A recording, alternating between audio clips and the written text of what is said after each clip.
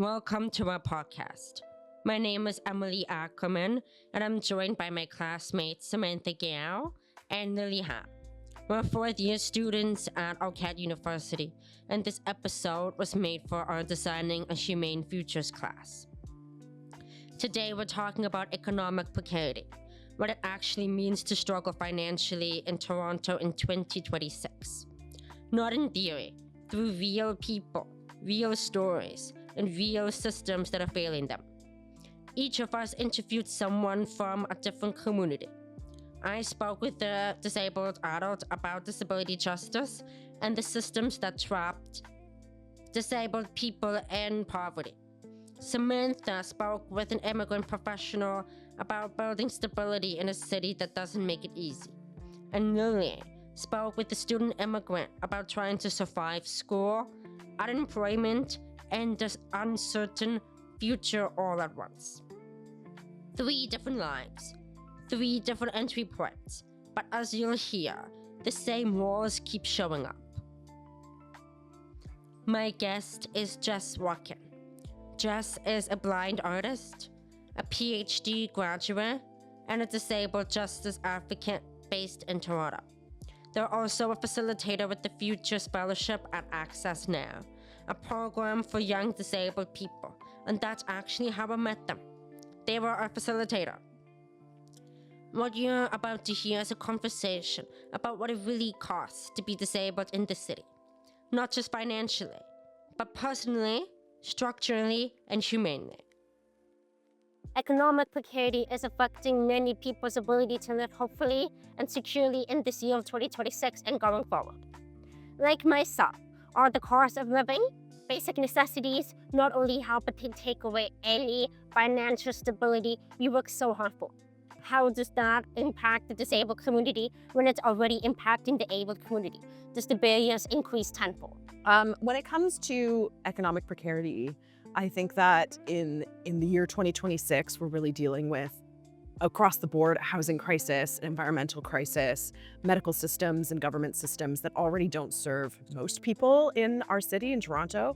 And I'm thinking of people of color, Indigenous folks, I'm thinking of disabled folks, I'm thinking of queer folks and people who are parents of medically compromised children. I think that there is an inequity in terms of someone being disabled and someone experiencing the world in a different way.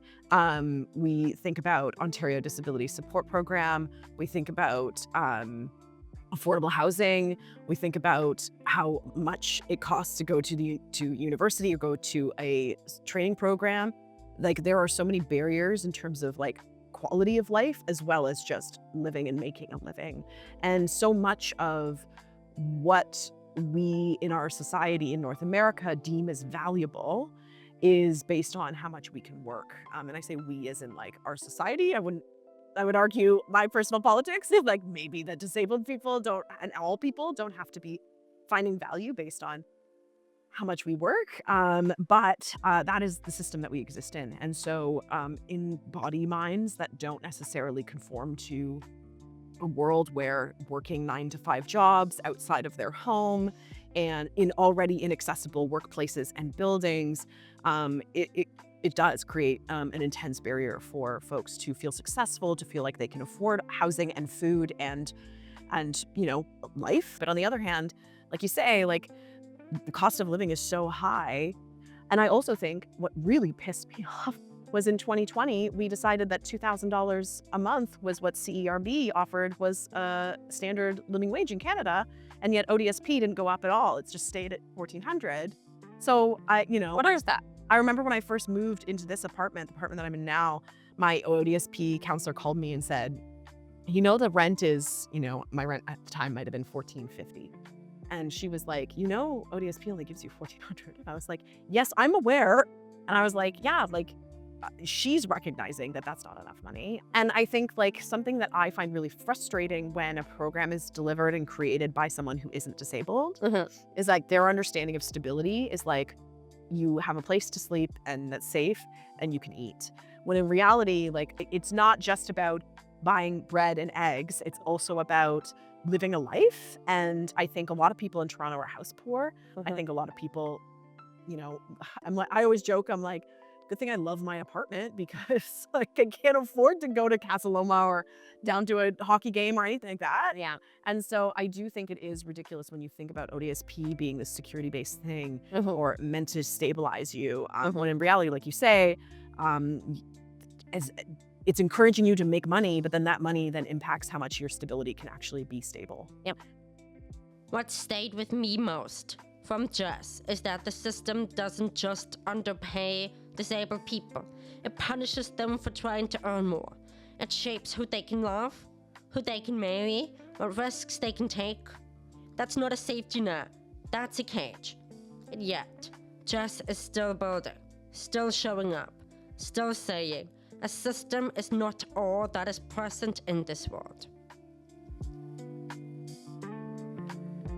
My name is Samantha Guiao. I'm a fourth-year environmental student, and I also work part-time to pay off my OSAP.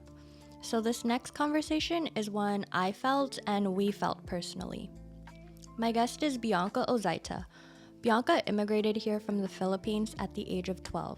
Raised by a single mom, she is now at an aviation company. But getting there wasn't a straight line. Contract work, freelance gigs, and a team that got dissolved overnight. A government loan that she didn't know she had to pay back, and through it all, she was also sending money home to a family that needed it more. This is a story about what it takes to build stability when the system assumes you already have it. So as a first generation Canadian coming from the Philippines, how has your family expectations and your domestic duties or the money you send home affect your financial choices? Yeah, it's definitely hard to have your own financial goals if you're also responsible for other people's financial support. I'm actually, so a little bit of a background. My dad is back home in the Philippines and I have siblings there from my dad's side. And because they're not financially stable and they don't really have a steady income, I feel obligated to support them as much as I could. And so I would send money back home, and that definitely delays my own goals and plans for my own future. I want to have my own house one day, and I also enjoy traveling, but sometimes I would have to put that aside just so that I could support my family back home. Yeah, it kind of answered my next question, which was, have you ever felt like you had to send money? And I feel like for immigrant children, especially if you still have parents back home or family back home, it's kind of something culturally that's a given that we have to send money back home, and it does take a toll on us mentally and financially, because we're not only providing for ourselves but also for people that actually need it more, even though the circumstances here are also not the best at times. Yeah, it was tough. I reached out and I applied to as many places as possible, but it wasn't on demand and needed during COVID just because a lot of businesses were closing as well. So I had to rely on government support, which I didn't know at the time I had to give back to the government. Your health is so important and it's not worth, getting sick for. So yeah, just be kind to yourself and make sure that you have work-life balance as much as possible. Try to aim for that, even though sometimes it's not attainable because obviously you have, deadlines and stuff like that at work. But it's definitely important to take care of yourself because it's, as you get old, health is the only thing you'll have. Something that Bianca said that stayed with me was be kind to yourself. She worked without a work-life balance for years. She burnt out, she made it through, but she was honest that it came with a cost. As a child immigrant myself, I know the pressure to succeed isn't just personal. It's for everyone who came before you and everyone still waiting back home. The wait is real and it doesn't show up in any government policy or job posting. Hi, I'm Lily Hall. I'm also a fourth-year environmental design student, and I'm about to graduate, which honestly makes everything we're talking about today feel very close to home. My guest is Abdul El Sayed. Abdul immigrated to Canada from Egypt about 9 years ago. He's currently a student studying kinesiology, and he's unemployed while he focuses on school. He lives with his parents, which he's the first to call a privilege, and he's clear-eyed about what his situation would look like without that safety net. What I wanted to explore with Abdul is what it feels like to be at the beginning, still in school, still building, in a city in a country that promised opportunity but didn't promise it would be easy. So to start, I just wanted to bring things back a bit. What were your expectations when you first came here? Honestly, it was more of like being scared than having like really high expectations. Like, oh, we're moving to the West. It's really idolized back home where I'm from. And like, oh, they speak English. It's gonna have a better cost of living, better currency, better opportunities, better education, free healthcare, and all the stuff that I didn't have back home. But there was also like that scared factor where, again, all these good things were happening, but it's also really scary because I don't know the language. It's a completely different life in a world to what I'm used to. Okay, so I also want to ask from your perspective as someone who immigrated to Canada, do you feel like it's easier or harder to find stability here? I think it's definitely easier to find stability here, as in even with like the job market being as bad as it is nowadays, I feel like it is still possible to find a good, well-paying job, and there's still a minimum wage and whatnot. Because compared to back home, I don't think there is a minimum wage. So even if you do end up getting a job and whatnot, it doesn't even have to be an engineer type of thing, but you're not getting paid much, if anything at all. Like it's not gonna cover almost any expenses you do have. And if you are an engineer or like something that's supposed to be paying a lot of money, it's still not that much. In my opinion, I think if you even work a minimum wage job, if you're working full-time in a minimum wage job, you should be able to afford a house and food and rent and all that stuff without having to like second guess or like having to pick between stuff. Like you shouldn't pick between groceries or rent because you're working minimum wage. You're already working minimum wage, you should be able to afford all that basic stuff. That's why it's called minimum wage. I think all of this is like as the economy is getting worse and worse, I think it's all happening because of capitalism. That's what I think. I think it's just made for the rich to get richer and for the poor to get poor. That's my opinion. What he's describing isn't just personal frustration. It reflects a broader system where wages haven't kept up with the cost of living, turning what should be a basic standard into something that feels out of reach. What really stayed with me was Abdul saying capitalism is made for the rich to get richer and the poor to get poorer near the end of our conversation. It wasn't just what he said, but the weight behind it.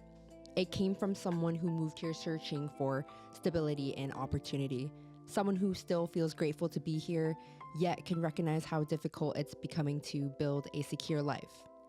I don't hear that as a radical take. I hear it as a reflection of lived experience, and when that perspective is coming from young people who are doing everything they're supposed to, studying, working, trying to move forward, it raises a bigger question about what this system is actually offering in return.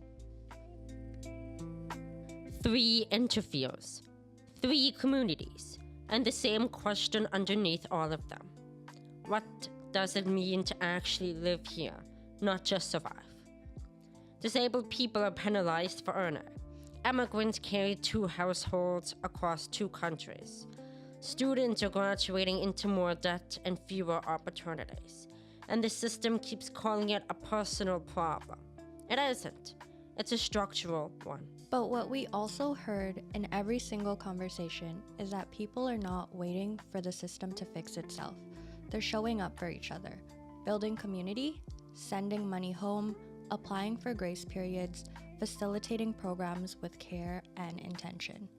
The large is a reflection of the small. That's something Jess said, quoting Adrienne Marie Brown. And I think it's the truest thing in this whole episode. Every small act of care, every connection, every moment of showing up, that's not separate from change. That is the change. Thank you to Jess, Bianca, and Abdul for sharing your stories with us. And thank you for listening. Nobody should just be surviving.